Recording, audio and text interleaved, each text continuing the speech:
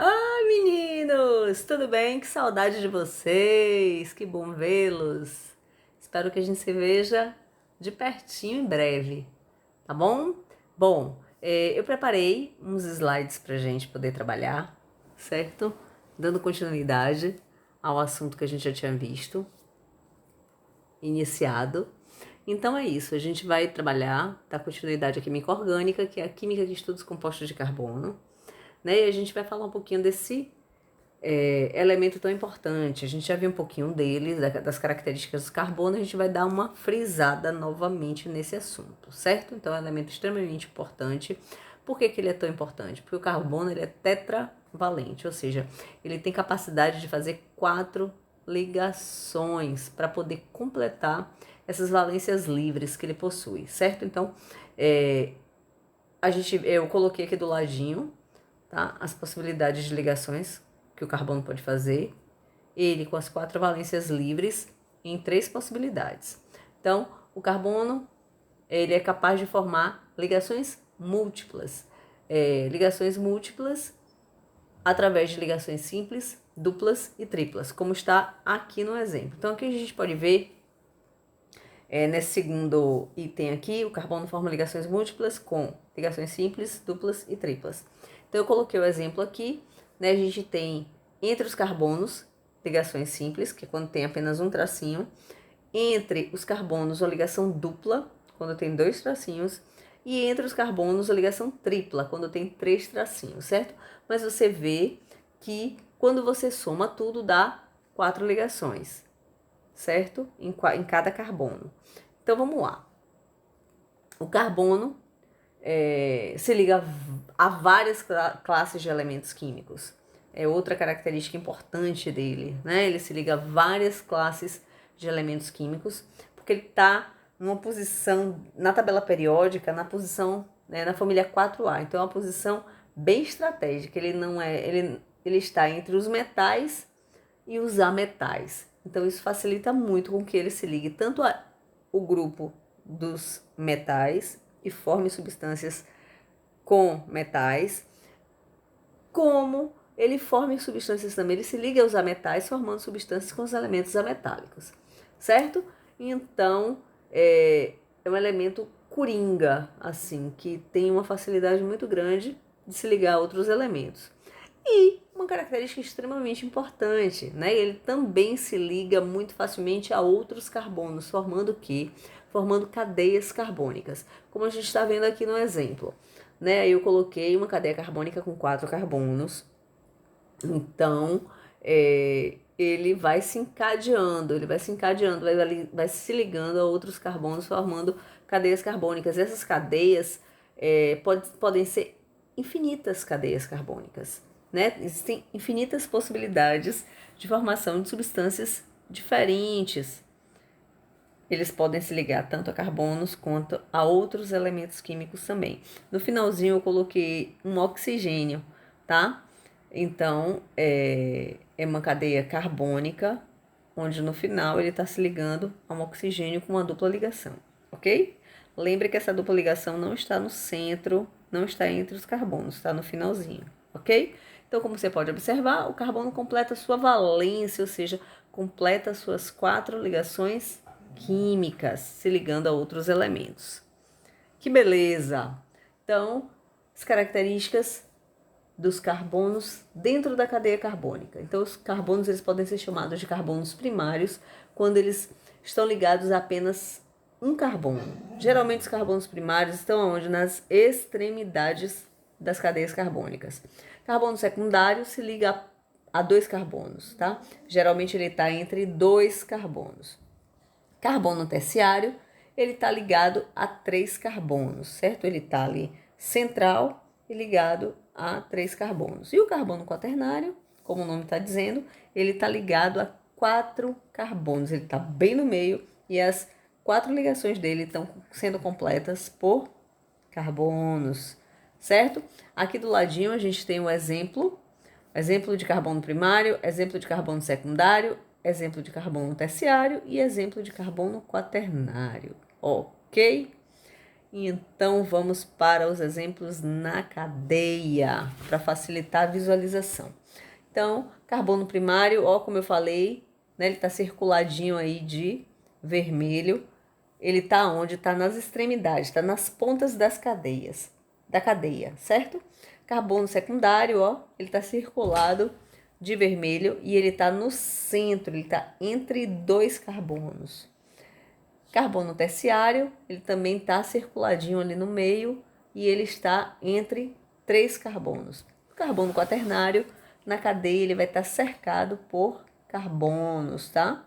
Ele vai estar fazendo 4 ligações com outros carbonos, ok? Os tipos de cadeia carbônica. O que a gente pode falar a respeito dessas cadeias? As cadeias, elas podem ser abertas quando o carbono está encadeado, ligado a outros carbonos sem formar círculos, tá? Ou ela pode ser fechada. Quando ela é fechada, os carbonos eles se ligam entre si, tá? Eles se fecham, ok? Aqui a gente tem um exemplo de cadeia fechada com 5 carbonos, ok? Cadeia aberta, a gente tem as extremidades livres. Quanto à disposição dos átomos de carbono. Então, a gente tem cadeia normal. Cadeia normal é quando a cadeia está somente formada por ligações simples. Então, a gente não tem nenhum tipo de ramificação. Desculpe, a gente só tem carbonos primários e secundários na cadeia normal. Na cadeia ramificada, a gente tem pelo menos um carbono terciário, tá? Então, cadeia normal, a gente só vai ter na cadeia carbonos primários e carbonos secundários. Na cadeia ramificada, a gente vai ter pelo menos um carbono terciário ou um carbono quaternário ou vários deles, tá? Dependendo do tamanho da cadeia.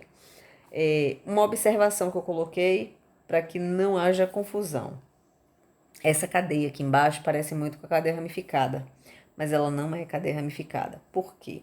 Porque aqui embaixo a gente não tem outro carbono, a gente tem uma hidroxila, que é um OH, certo?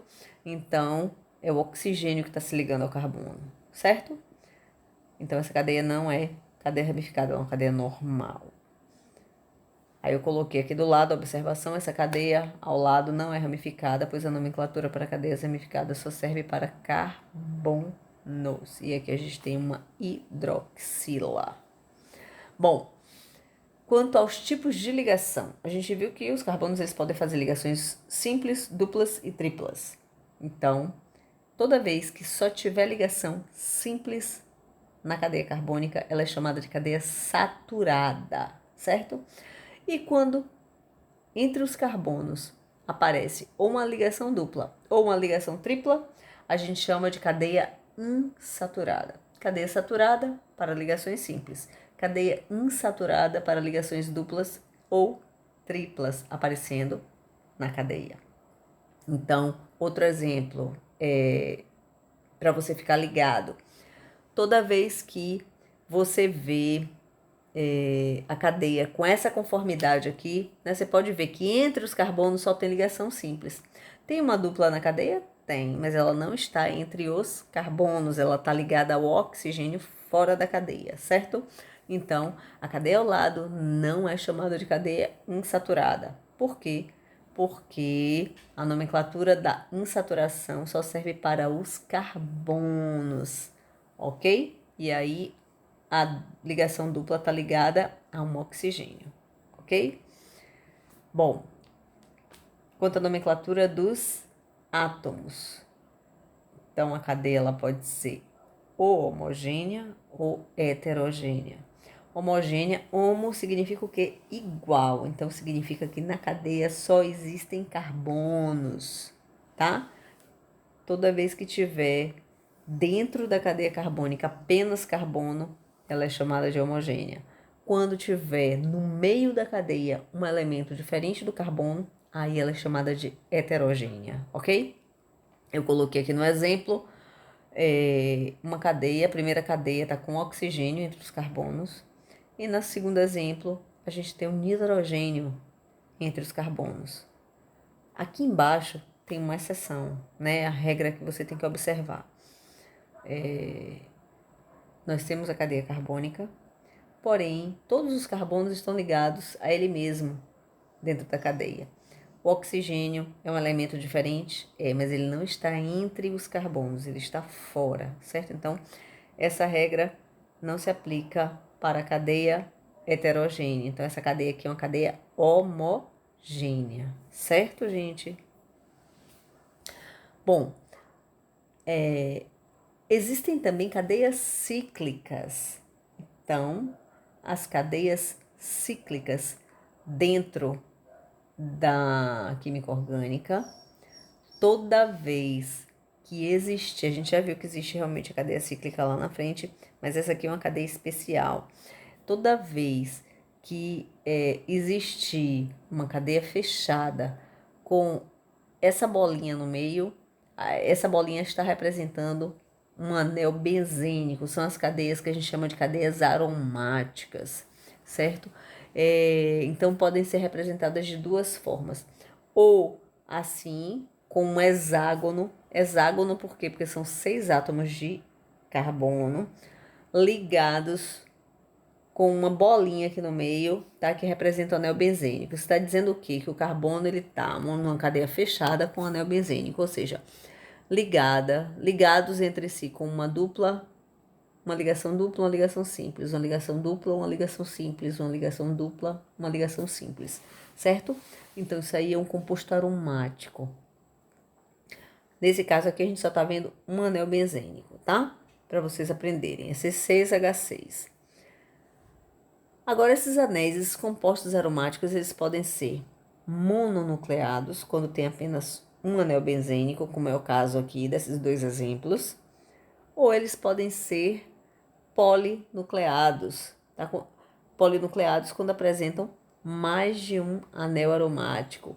Nesses dois exemplos aqui a gente tem anel aromático polinucleado com núcleo condensado, quando os anéis aromáticos estão ligadinhos entre si, ou com os núcleos isolados. Isolados é quando existem os anéis benzênicos, porém eles estão ligados entre si por carbonos soltos, tá? Isolados, não estão grudados no mesmo carbono, ok? Então, aí está para vocês a complementação da nossa última aula que a gente viu juntinho lá na escola, certo? Ficou faltando falar isso aí para vocês.